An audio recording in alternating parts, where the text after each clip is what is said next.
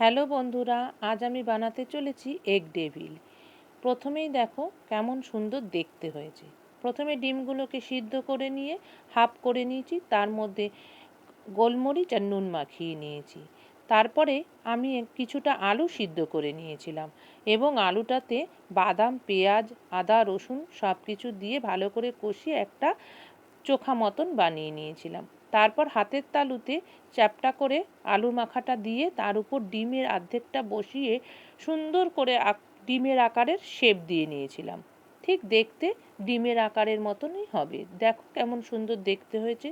তারপর একটা অ্যারারুট এবং ডিম দিয়ে একটা গোলা তৈরি করেছিলাম, সেটা আমি দেখাতে ভুলে গিয়েছি। তারপর বিস্কুট ওইটার মধ্যে চুবিয়ে বিস্কুটের গুঁড়ো মাখিয়ে তেলের মধ্যে ভেজে নিতে হবে। বেশ লালচে করে ভাজতে হবে। খুব ক্রাঞ্চি এবং খুব সুন্দর খেতে হয়েছে। দেখতেও যেমন সুন্দর হয়েছে, খেতেও খুব টেস্টি হয়েছে। তোমরা একবার বানিয়ে দেখো, খুব সুন্দর লাগবে।